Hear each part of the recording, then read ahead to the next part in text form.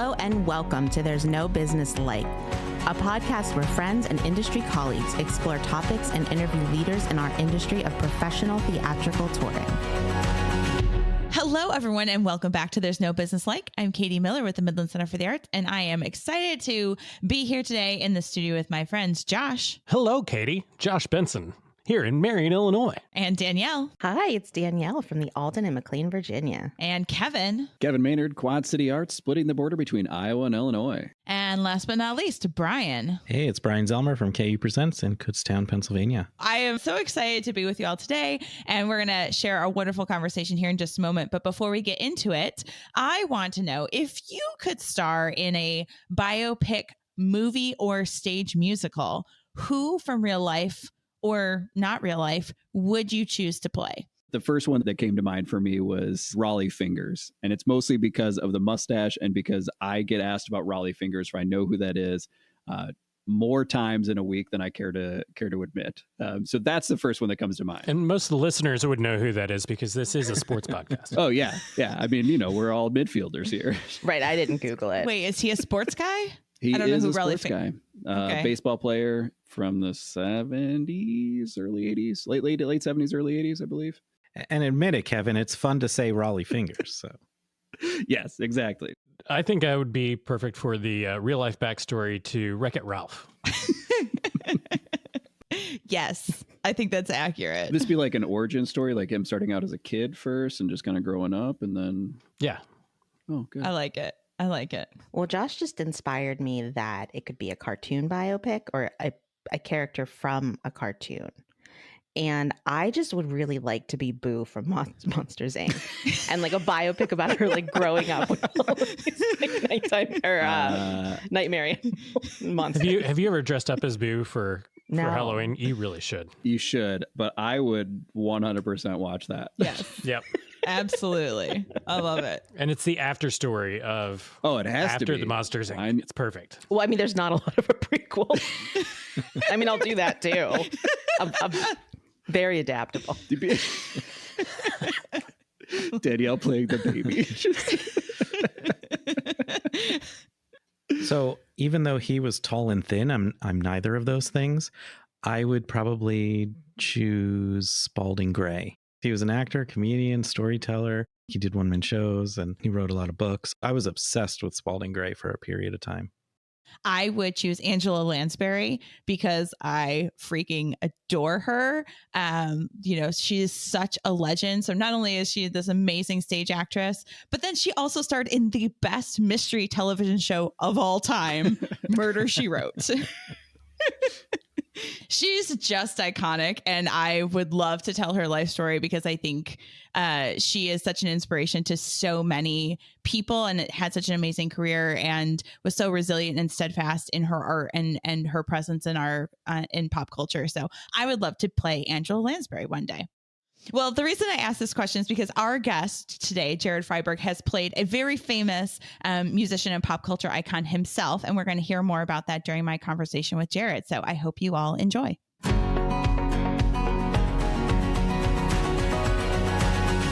Hi, everybody. My name is Jared Freiburg. I'm from Des Moines, Iowa, but I currently live in Las Vegas, Nevada.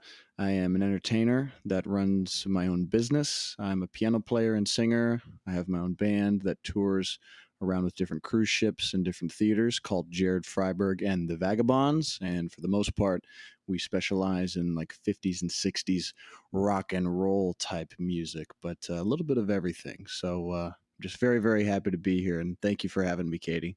Oh, you're so welcome, Jared. Thanks for making the time to sit down with me today. I'm really excited to talk about your career and all the interesting things you've done so far and like your very short career, actually. So why don't we dive right in? Sure.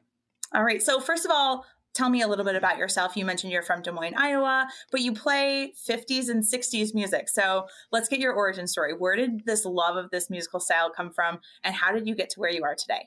Absolutely. Well, I guess there's a couple different ways I could explain to make a long story short, or at least medium length. I was born in Des Moines, Iowa, and I would say my influence of some of the older music came really in two main parts. The first part being a huge influence from my grandparents, specifically on my dad's side. So I'd go over there, grandma had a piano. She'd teach me little things on the piano, kind of got me started there. And, we'd watch old shows like Lawrence Welk, and she'd get out her old vinyl records and play the Rat Pack, like Frank Sinatra and Dean Martin and Perry Como and all those guys. And I'd heard none of that kind of music up until that point. You got to remember, I'm like 6 years old at that point. In kindergarten, nobody's talking about Sammy Davis Jr. at this time. I was just me learning things and getting exposed to things that I had no idea. But specifically when it came into like the kind of rock and roll piano feel thing, I remember very clearly when I was in middle school, I think 7th grade, it was a choir class, just like a big general choir hour of the day. And our teacher, named Mrs. Woodburn, she would always pass out like warm-up pieces for all of us to just kind of get our voices going, And one day she passes out a song called Great Balls of Fire by Jerry Lee Lewis. And I'd never heard of this guy before up until that point. I was like, okay. So we're singing the song and everything. I was like, oh, this is kind of whatever. But she was playing those boogie woogie kind of piano lines. So, I immediately after the class, I went up to her and I was like, what is that? And she kind of just wrote down the name for me. And she said, go on YouTube and look this up and tell me tomorrow what you found. And that kind of opened my world into like, oh, that's what entertaining on a piano means. The Jerry Lee Lewises, the Ray Charles, the Stevie Wonders, the Little Richards, the Fats Dominoes. And it was like, wow, that's a whole other thing. So, I mean, once that egg was cracked, I think there was no going back. I was just obsessed with trying to kind of keep that feeling alive. And it's just so much fun. It's a whole different thing than playing classical music, which is absolutely great. But, well, it has a really different feel and different element. And like you said, it's a performance. It's like performance art almost in itself because it is so physical and has like a different emotional current to it as well. Entirely. So from there, you learn about Jerry Lee Lewis, you're learning about all these great musicians. Where does that take you? So you get into this, obviously like you become a virtuoso on the piano. And then you go off to school, right, to study jazz music. And that takes you in a completely different direction. Well, it's really interesting, Katie, because I'd imagine myself as like kind of like a jazz guy, like a jazz singer, kind of jazz instrumentalist. It was my dream to kind of be, at least at that time, I was orienting myself kind of more like the Harry Connick Jr., Nat King Cole, kind of like, piano player turned singer, kind of jazz dude. I was part of All-State Jazz Choir a couple of years in a row, and the clinician / director, her name's Christine Guter, and she is a wonderful, wonderful director, musician, clinician out of Cal State Long Beach. She's actually professor there of the vocal jazz studies program. And she had put my interest in saying, hey, why don't we get you out to California and see if this can work? And senior year finished up, and I went out to Cal State Long Beach and began my jazz studies degree, where I was a double vocal and piano jazz major over there at Bob Cole. But that was like, it just all happened so fast. It's like the end of high school, bam, college. And it's fun we get to do this because even reminiscing just on that small 6-month to 2-year period, it's like so much stuff happened in such a short amount of time. It's kind of crazy to wrap my head around. Then the next step of your career, so you go out to California and then the stars sort of align for you again. So tell me more about the next step. So you're in school and then you launch like a completely different phase of your career, which is what brought you kind of to your moment today. So can you walk me through that? So let me back up a little bit to talk about $1 Million Quartet. So $1 Million Quartet is it's a show about Jerry Lee Lewis, Elvis, Johnny Cash, and Carl Perkins, based on the true story of when the 4 of those guys, who all got their start at Sun Records in Memphis, Tennessee, and they're just having a jam session, just having a fun old time. And then eventually the recordings of that night came out, then they made a show out of it, and it went to Broadway in 2009. So after it was on Broadway for a brief run, it did its first national tour. My cousin had the idea of taking me and my grandma, same grandma I spent a ton of time growing up with, to go see this show, because this was around the same time that I was learning this Jerry Lee Lewis nonsense, breaking keys and playing with my feet and all that stuff. So they said, oh, this would be good. So I'm 14, 15.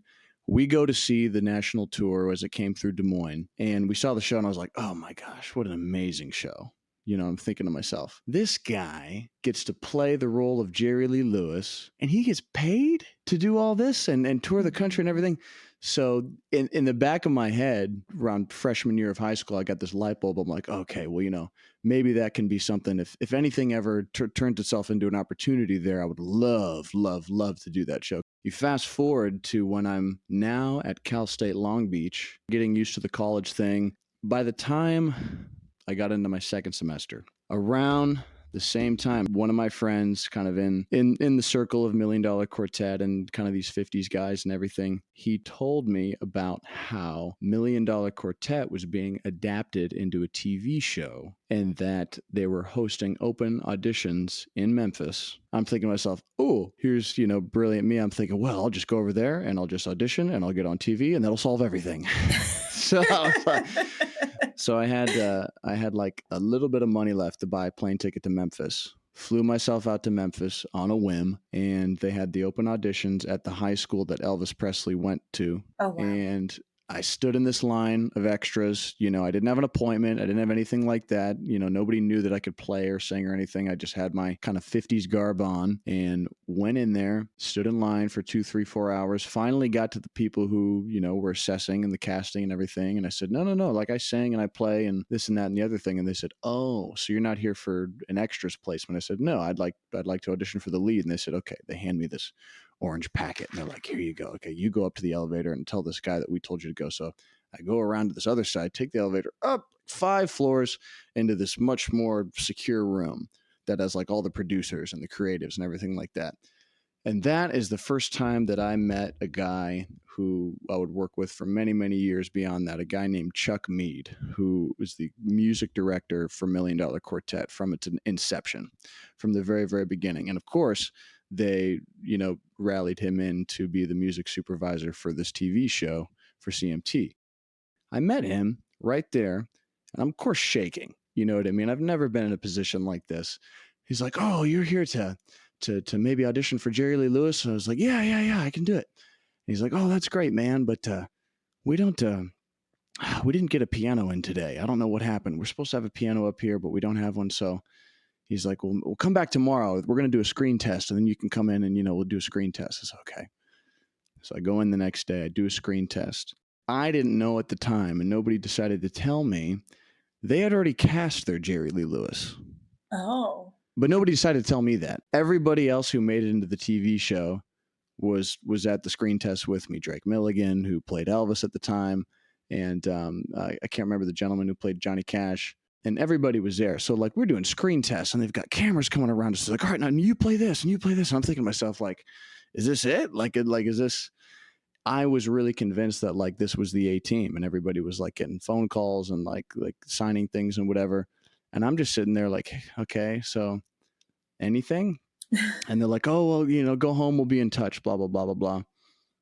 Nothing for a good 3 weeks, 4 weeks.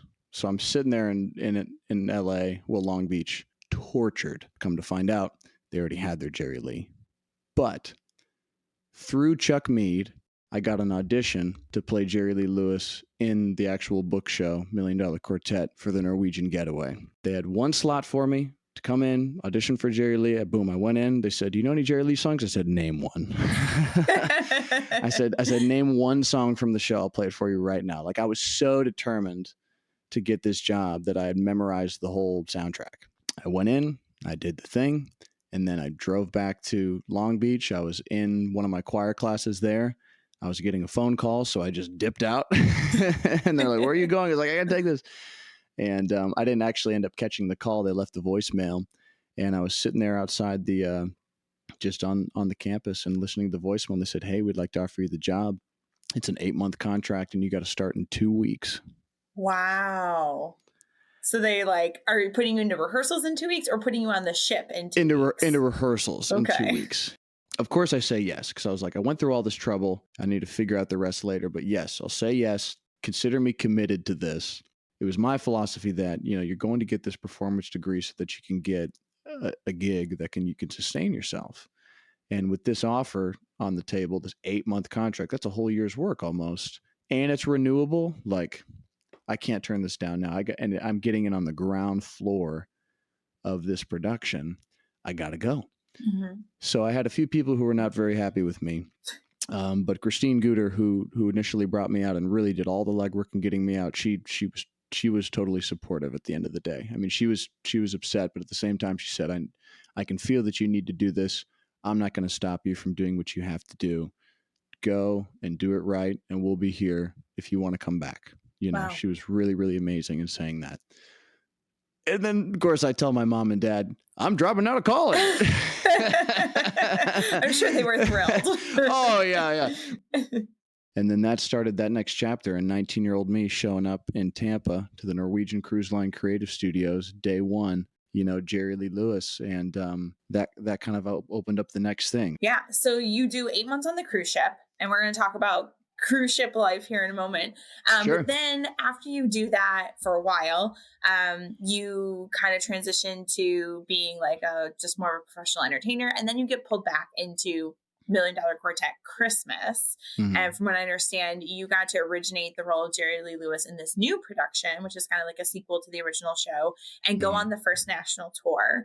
And you're on the original cast album. So what was that phone call like? And then like, how involved were you with the staging of this new show? And then we're going to talk about life on the ship and then life on the road too. So we're up to kind of the first few months after everything shut down in 2020. So think like May or June. And there were kind of like rumors, rumblings about, oh, we might, you know, get the creative team back together to write a sequel or maybe try to get it back to Broadway. It wasn't really clear what they were doing. But I got a phone call. I'm pretty sure it was from Chuck, or it might have been our director, Scott Weinstein. He had said, you know, we're going to write a whole sequel, you know, it's a standalone show called $1 Million Quartet Christmas. And I was like, well, that sounds like fun. And they're like, we'd like you to, you know, workshop it with us and, you know, hopefully continue on and put this into production. I said, great. I mean, of course, I'm interested in number two.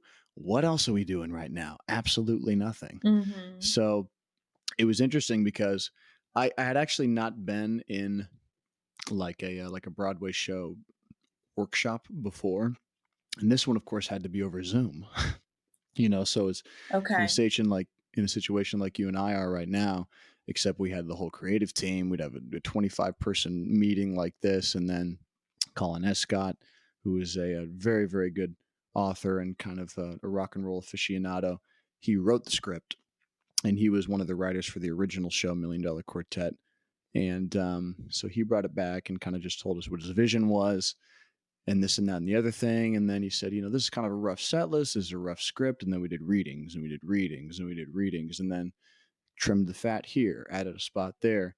So this took place. We had about a month of workshopping in June and about another month of workshopping the following November of that year. 2021 came around, we got the green light and said, okay, what we're going to do is we're going to go to the Phoenix Theater Company in Phoenix, Arizona. And what we're going to do is we're going to use their studios. And we're going to have two different casts simultaneously workshopping and producing this. We're going to have one cast that goes out and premieres it on the road and one cast that stays in Phoenix and performs it here at the Phoenix Theater. And we'll do two runs at the same time. I said, okay, that sounds fun. So we went to Phoenix, did all of those things. It was a great experience. We spent about a month down there. It was kind of cool too, because I'd never been in a situation where it was just double everything. Mm-hmm. Like I had another Jerry Lee Lewis that I was working with that was really, really fun. And other directors and other costumers. So it was just like you kind of had double the passion and inspiration happening at the same time. And we all just kind of put our heads together to make the show the best that it could. What I really loved is that there weren't really any egos in that room. We all worked together. We just tagged in for different scenes. It's like, oh, I really like how you did that instead of the way that I did that. Oh, can I borrow that? Oh, can I do this? And it's like, it was just really nice to have a collaborative experience. So we did that, took it out on tour. That was my first bus tour where we slept on the bus. And each bus had about 10 or 12 bunks. And what we would do is we would do hit and runs where we just hit the venue, set up, do the show, tear down, leave around midnight to 1 a.m, do all the driving overnight while we were asleep, wake up in a new town, new venue. And we did that for about 6 weeks. And that was a lot of fun. It was very cold on the bus, let me tell you. One of those things that you don't think about when it comes to tour life, you need extra blankets. Oh man. So, and there's no room for those on a tour bus. Like you get probably one suitcase and yeah, a if carry-on. that. Yeah. I mean, it was nice. I mean, there were nice big coaches, and I certainly didn't feel like we were cramped or anything like that. But it was just a different experience. You know, I'd never been on a bus tour like that, Sure. where it was just kind of like day after day after day, and some runs we had, 7 days, 8 days in a row, we're doing shows. And that's one thing if you're in one venue and you're going back to the same bed every night, but when you're on a bus and you're in a new location with new weather and you don't even know if the showers have hot water or not, it's like, right. There's just all these other factors, but we made it work. We went out as a team, we all loved each other and we were all there for each other. Nobody got seriously sick. Of course, this is still during the time where we have to take COVID tests every other day, Sure. So one positive test, the whole thing goes down more or less, so we were very careful with, and all the restrictions and yeah. Sure, you had a COVID compliance officer and like all of those things for the tour. Yeah. Yep. Our poor stage management, I mean, they had so many tasks at hand in addition to their normal job requirements. They had all these COVID protocols that they had to dance around, and try to keep everybody safe. And they did a very good job at doing that, I must say. They did it again last year, and they're on tour right now. I know. I actually just had it here at the Midland Center for the Arts. I just saw it the other night. You did? I did. Oh, I did. Amazing. Did you like the show? I did like the show. Prepping for this conversation today, I was particularly watching the Jerry Lee Lewis character. He's pretty full of himself, I would say. Oh, yeah. Like you mentioned, he's like 20 years old at the time of this story. And he has a big ego, but I mean, huge. He can play like a mother, right? So like what just, on the artistic side of things, what is it like playing a character like that is, pretty different from yourself? What's that like night after night after night, expending that energy and putting on that persona? Well, it's a good question. And I think it's important too to underline the character part of things, because at the end of the day, like this is in part an impersonation. At the same time, he's written in a way to be the comic relief of the show. I mean, like there's a lot of serious things going on with the other guys, and then Jerry's just like, oh wow, pretty girl in the room. Oh cool. You guys are. Oh hey, look at me, watch me play. Hey, look at this. It's just like. I think once you kind of learn a little bit more about the man, Jerry Lee Lewis himself, and the real story. I mean, he wasn't this, kind of clowny, like jumping around on top of pianos, like woo, like crazy kind of monkey figure, like he's kind of written in to be. But he thought very highly of himself. He really, really did. And in a way that it was just like he was just so sure of his talent, and he was so sure. I mean, the guy had more conviction than probably any artist that I could think of. I mean, he just knew what he had, and self-proclaimed God-given talent. And he says, if you're in my way, I'm just going to plow through you, and I'm going to get to the top by any means necessary, But getting to play that character was very fun. Because all these other guys had like these dramatic scenes where it's like, oh, this and that and the other thing. And I'm just telling jokes and playing piano and, talking about, down home in Faraday, Louisiana, and how it kind of backwards, this and that and the other thing. And I think now it's easy, to kind of look at it from a 2023 lens and say, God, this guy's just a complete backwards animal. You know what I mean? Which at the end of the day, we have to remember that this is the 1950s. And these are people that are born in the 30s, 100 years ago almost. And, I think Colin Escott and the team, they did a really good job of writing this in a way to kind of give truth, rectify the greatness of these people, but also reflect the humanity in them. They weren't just these icons, these stars, these celebrities that people listened to and looked up to. They were just very regular people, regular dudes. And that's kind of like the form that they take on when they got to be in Sun Studio in Memphis, Tennessee. It was like, oh, I can just let my shoulders go down. Right. I can relax. You're just my buddies. So let's switch gears a little bit. Let's talk about life as a performer. So let's compare and contrast life on a cruise ship versus life on the road. So Sure. You did, those tours on the cruise ship, and then you hit the road with the tour, and then with your own band. So, first of all, like, what is it like performing a Broadway show on a ship, like on a cruise liner? What are the things that you have to adapt to perform that on a ship versus in a stationary venue? This cruise liner, the Norwegian Getaway, was one of the newest ones in the fleet. It's massive. At the time it was built, it was the largest cruise ship in the world. And Wow. that was in 2014. And their theater, I mean, it's huge. I mean, it's the size of a Broadway theater. Okay. And if not bigger, I mean, it probably holds at least 1,100 seated. Wow. What's interesting is that none of these sets are permanent. They would have us do 4 or 5 shows in 2 days. On a Thursday night, they would tear down whatever was on the stage that day, and then they'd build the set. Friday and Saturday, we'd perform on it, and then they'd tear it all down again to make room for the other shows, you know? So that was a little different to get used to. But at the end of the day, the production value was phenomenal. They essentially just took the set from Las Vegas, and that set was scaled down a little bit. The show was kind of tightened up to be a tight 90. That ran for a while very successfully. And they pretty much just took that blueprint, copied, and pasted it onto the ship. I mean, it's almost identical to that. You know, so it really wasn't changed per se to accommodate the cruise ship at all. It was just very interesting. You know, you're on the water all the time, and you're going to all these amazing places, and you got all these passengers, and then every Sunday, boom, 5,000 of them leave and 5,000 new people come on. It's like moving to a new town every single week for months. So kind of a scramble of the mind. But I absolutely loved it. I mean, the talent and the people that you got to work with, and we had wardrobe on board, and we had 2 stage managers, and we were spotlight operators. I mean, it was really the lighting designers were on and just making it specifically for this ship and for this room, and it just to see all that happening at once, I was like, oh, this is where I need to be, because just people who are the best at what they're doing are doing it here, and I get to see it and kind of learn from them, you know. So we premiered it on that ship in May of 2016. And I did the same thing in 2017, 2018, and 2019. Wow. So essentially they'd have the same cast on, and they'd alternate every 6 months. So in a year's time, there'd be 2 different casts kind of taking up that time. So I just kind of came back. And in between, what I would do is I'd go on theatrical rights worldwide, and I would see who bought licenses to $1 Million Quartet to produce it for, 6 months from now. And then I would just cold email them and say, hey, you looking for a Jerry Lee? Or I can give you 3 out of the 4 if you're looking, blah, blah, blah, blah, blah. Right. And most time you don't get a response, or most time you get we're good, thanks. But every once in a while you get oh yeah, that's really interesting, let's talk.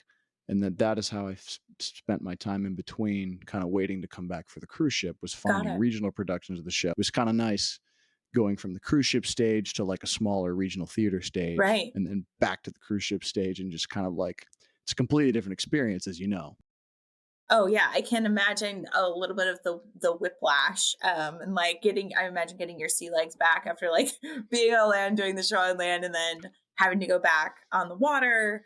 Once you're on the cruise ship doing a gig like that, like it just seems like a dream for the first about 2 months. Then the time sets in. Right. Because you're only performing, like you said, 2 days a week. What do you do with the rest of that time? You just cry. No, no, I would recommend everybody to at least try it, even if it's something that they think a little bit that they could do. Because at the end of the day, it's 6 months of your life.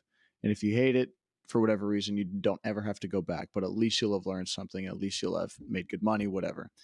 But everybody gets to a point around month 3 or 4. Maybe it's the halfway point where it's just like, man, I'm here for a very long time. I think by the end of the 6 months, you're like, oh, I'm just dying to get home, to get me out of here. I'm so excited to go home. But then you're home for a bit and you're like, man, I kind of really miss being on that cruise ship, going to the Caribbean and going to Mexico every week. Everybody's in it together. I think that's what it's like. It's like, I mean, you're kind of this niche entertainment in this small department in a much bigger environment. At the end of the day, people, they still like to let loose. They still like to party. They like to make friends, and they like everybody to be happy. So long as you have friends and a support system, and you know that you're there for a reason, you can appreciate the fact that you might not be able to do that again or for very long. It just kind of ticks by. You get used to the food that you like in the buffet. I mean, here's the thing. You get room and board paid for, you got food paid for, the free travel. It's really a great opportunity to save money or get ahead, especially if people coming out of getting a music or an arts degree of some kind want to go on a cruise ship and pay off some of those student loans. It's an amazing way to do that. I know a lot of people who were doing that and did that successfully. So I'd recommend to anybody who's even thinking about it, really consider auditioning for something like that, because I don't think you'd regret it, even if it's just 6 months of your life. It's cool. Right. Yeah, great opportunity to bank some money, pay off some loans, save for the future. Yeah, that makes a lot of sense. Okay, so let's talk a little bit about the business side of being a touring artist. So now you've done Sure. Million Dollar Quartet, you've done the national tours, you start out your own act as Jared Freiberg and the Vagabonds. You have an agent now, you're touring, you're doing dates around the country. What has the business side of that been like for you? Kind of through that transition, getting an agent, negotiating contracts. And like now, and as of this conversation, you're only 27. I like how you say only 27. That makes me feel so good because between you and me, Katie, I'm as old as I've ever been. So I feel I'm starting to feel too, it. But you've negotiated a lot of contracts and you've had to handle a lot of different situations at a very young age. So what's been like the biggest learning curve or the biggest area of growth for you on the business side of things? Sure thing. Yeah. And I'm not going to pretend like I haven't made any mistakes, because I have, or I've made negotiations where, I didn't really know what I was doing or whatever. But at the end of the day, I feel like kind of the overarching message is you can't be afraid to fail, or even just misstep a little bit, because you'll learn from every single little thing that you do.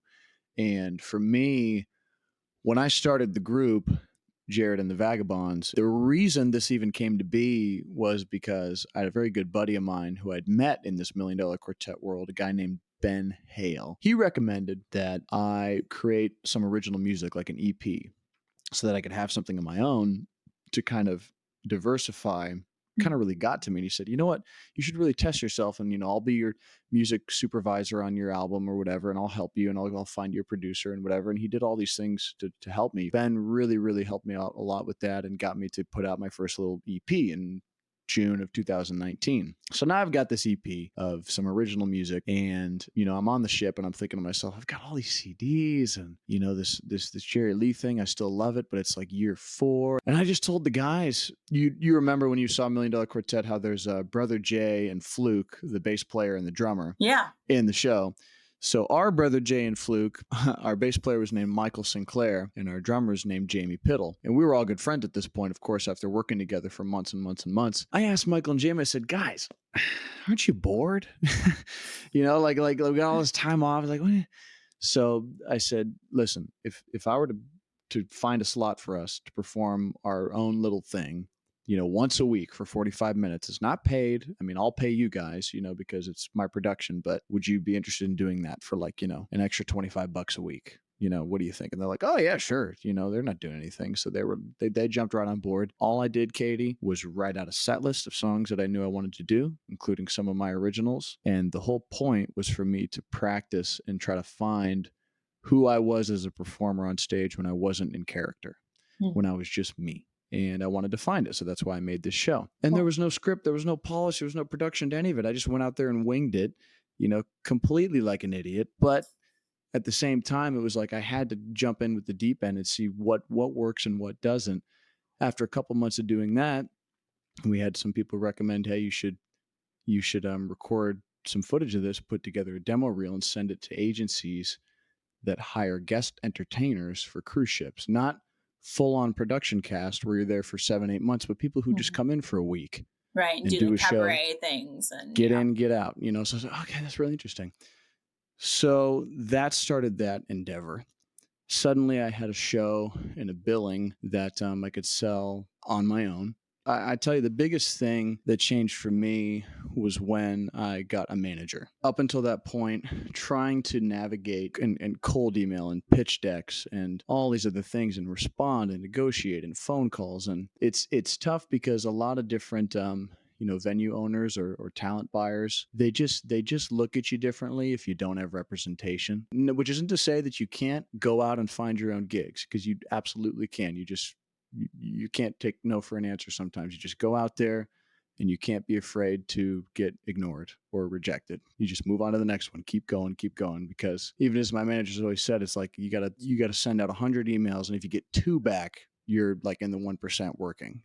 That's the most successful people deal with rejection all day long, And once I signed on with my manager, things totally took another turn, because then I had somebody who was a mentor to me, who'd been in the business for a long time knew what they were doing, and I could ask them questions about what was going wrong inside of that. And then I was able to just focus on the performing, focus on the show and the producing side of it, because it's kind of hard to do everything at once. And I think up until this point, I think I'd taken a lot of pride in, I'm doing it all by myself. You can't do that forever. No, you can't. And it's okay to ask for help. That's the big thing. Ask for help. Find people in your circle or in your world, your atmosphere, who are doing things you want to be able to do, and just ask them.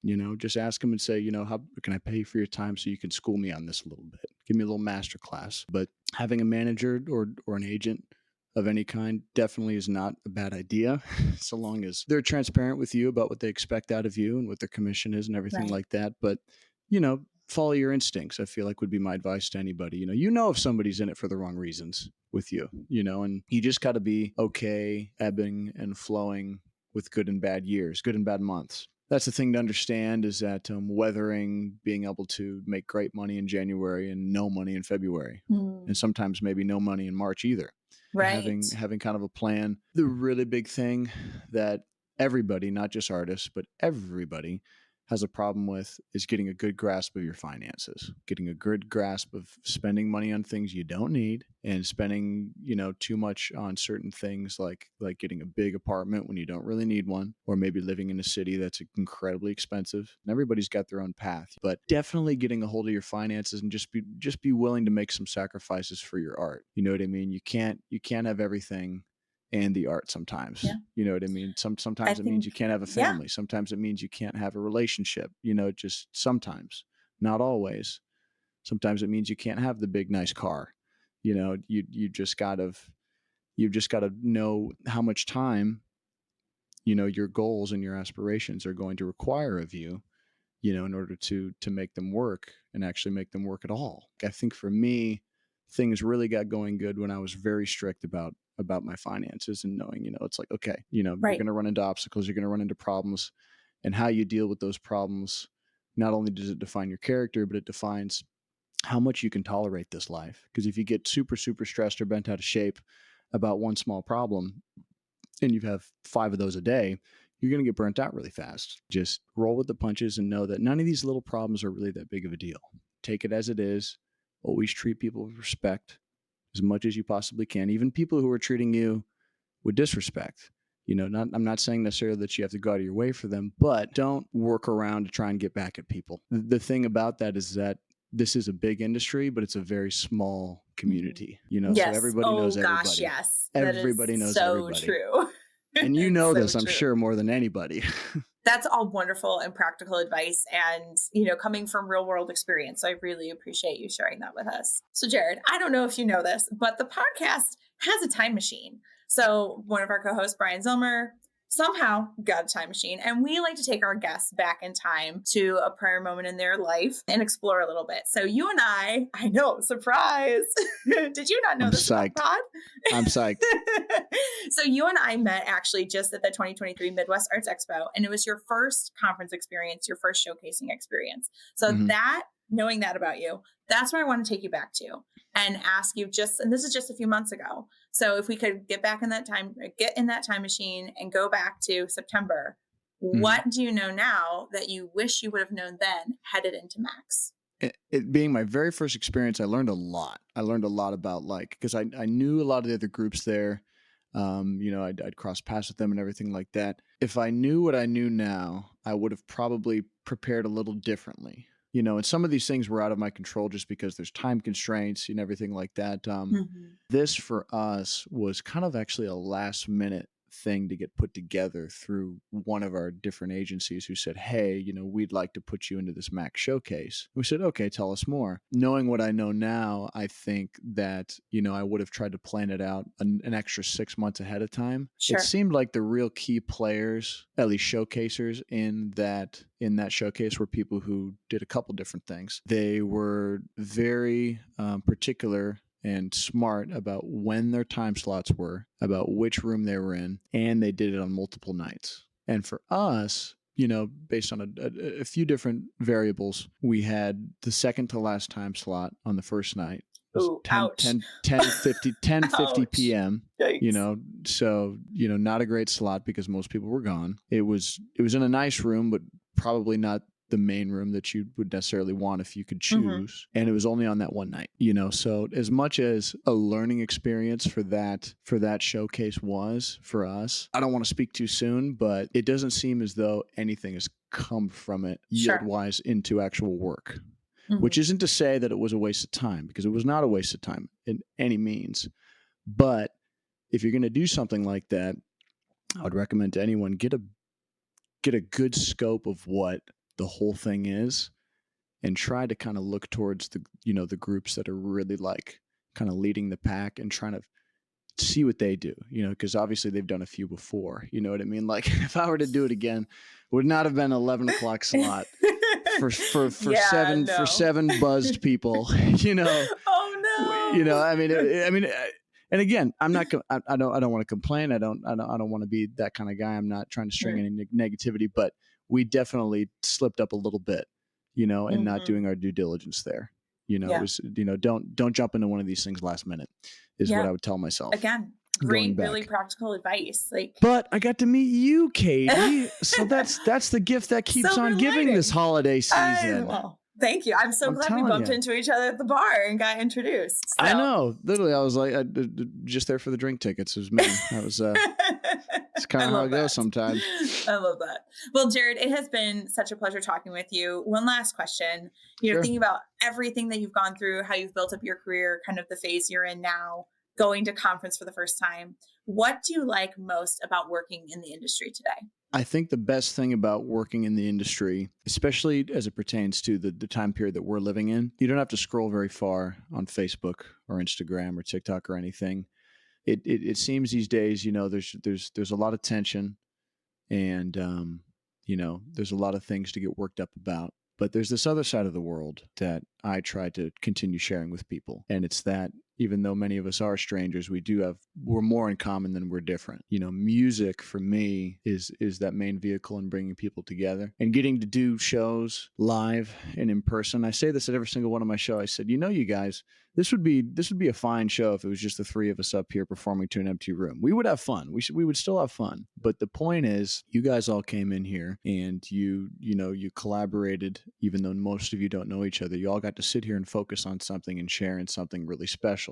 So working in the industry for me is being able to remind people there's a lot more love in the world, and camaraderie and mutual respect and kind of will for a better future than I think we give ourselves credit for in a lot of how we spend our time on our phones, looking down instead of looking up at the person in front of us. And I think if art can be a reason that we look at people more than screens and opinions and other people's, assessments of things, all we got to really do is kind of look more inward and more at the people in front of us to find actual compassion. And I think that art is the best way of doing that. It's a great way to learn. It's a great way for people to put all bad matters to the side for a while and just enjoy something that we all really love. I mean, there's so much beautiful art out there. And that's why getting to work alongside people who share in that pursuit is, I feel like, the luckiest guy in the world. I really do.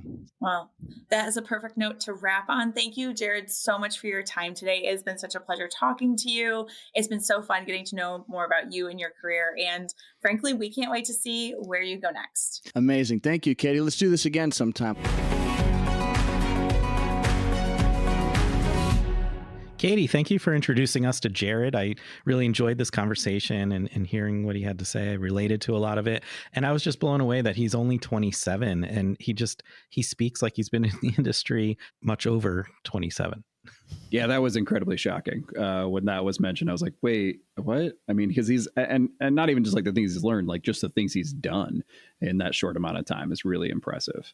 I also really enjoyed somebody talking about the cruise ship experience that wasn't negative. Yeah. I've only heard negative stuff. Exactly. Yeah. That's not an area that I would have ever encouraged a young person to look into, and certainly heard some horror stories, so it's like everything you got to look into. But it's amazing to see the kind of career that you can build on one of those. I had no idea. Yeah, I'm sure a lot of it, like most things, it ends up being who you work with for those experiences. But also I was thinking about that is I forget just how massive these cruise ships actually are. Like when you're talking about, basically a Broadway theater on a ship, and then all of the other things that go with, life on a cruise ship, like basically a floating city block. Like, it is mind-boggling to me. I never thought about it, but it's true. It's kind of like a touring musician hitting different cities, but in reverse, where the people, the towns come to him at a time, 5,000 at a time, whatever. And that was an interesting perspective to think of it that way. I was really impressed at what he did in the 6 months that he wasn't on the boat. The ingenuity behind, hey, I've played this role. Let me reach out, and I've already got it on my resume. I already know it. Find who has the rights, reach out and see if I can hop into their show. And filling his time with what he already knew to create more supplemental income, I think was incredibly ingenuitive and really impressive. Yeah, Josh, I wanted to talk about that too. When he started saying that, I was like, oh, dang, that's smart. Yeah. And I mean, you've got video, you've got sizzle reel. I mean, you've got the photos. What more could you want as a producer putting that show together? Someone that can step right into the role, very little training, knows the part, can slip in with whatever cast you put together. Yeah, was super smart on his part to work that far ahead too, and work those connections and work that training that he already had. His drive is something that's evident throughout the course of the conversation we had, and something I really admire about him. He really went after what he wanted at 19 and went after that part, and then made the best of the opportunity that was given to him. And he's rolled it into so many other things. The one part, though, that you can hear a little bit of his inexperience now, and which he'll get there, is when he talked about how buyers don't look at you if you're not represented. Because obviously, we all as presenters know that that's not true. We look at self-represented artists as much as we do represented. And depending on the venue and what your needs are for what you're booking, I mean, that's just, unfortunately, it's one of those things where it goes back to previous conversations where it takes time. And this was his first conference.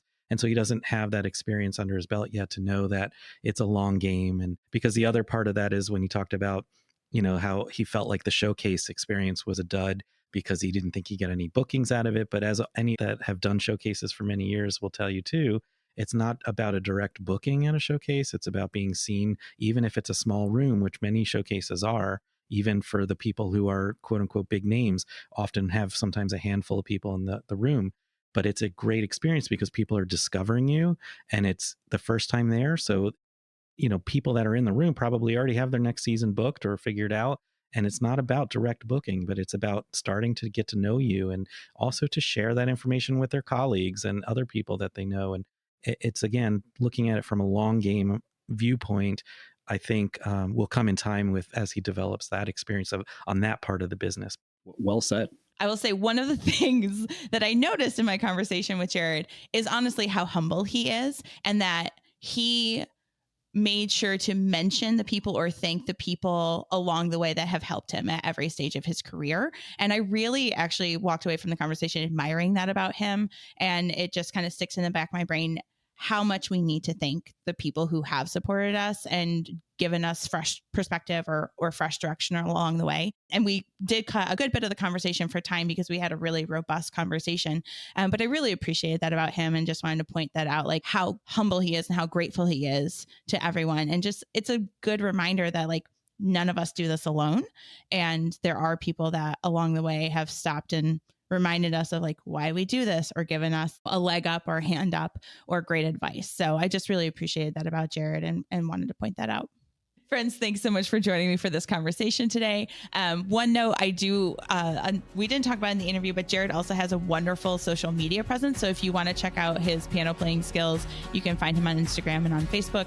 I think he does social media really well. So for any artists that are looking for some inspiration there, definitely go check out his social media. And thanks again for joining us. And we'll catch you next time on There's No Business Like. All right, everyone. Thanks for listening to There's No Business Like. Our producers and hosts are Brian Zelmer, Josh Benson, Kevin Maynard, Katie Miller, and me, Danielle Van Hook. Views expressed in this podcast are ours alone and are not reflective of the organizations we are a part of. Keep up with us at nobusinesslike.com. There you'll find links to all of our episodes and socials. If you like this podcast, give us a like, a follow, a review, or our favorite, a 5-star rating. Oh wait, what was that site? I got it, don't worry. It is nobusinesslike.com. Do I sound out bus-I-ness every time I type it? Yep, sure do. Stay in touch, my friends. I was shocked when in the Jared interview when Katie goes, play like a mother. Yes. Anyone catch that? Oh, I caught it. That was very uncharacteristic. Don't worry, before it publishes, I'm going to dub in fucker. But like just your voice. Yeah. It's Plays like a motherfucker. it's not uncharacteristic for me. In an interview, it is. Yeah. I feel like, Brian, you could do like a biopic of like Tim the Toolman Taylor. Really? Okay. Like Tim Allen or Like Tim Tim Allen or Toolman? that. Yeah. Like Tim The Allen character. playing the Toolman Taylor, not actual Tim Allen. Yeah. I don't know if that's, I don't know how to take that one. This is like a fucking deep cut. Like, Yeah. like that's a weird, interesting biopic. It's like very specific. I also can't wait for the scene where you're Mrs. Chip from Beauty and the Beast. Mrs. Potts. Yes, I mean, Oh, yeah. That wasn't even a math question. It's okay. I'll be Chip. You'll find his handle in the show notes. BANANAS. Tell it like a mother, Josh. I am definitely going to be working in Can Play Like a Mother onto those show notes. Do I sound out BANANAS every time I type it? Sure do. I do have to spell that out in my head to spell bananas every fucking time. I also do that to Mississippi. Although I rarely type Mississippi. It's weird. I type it a lot. How about that? Hmm.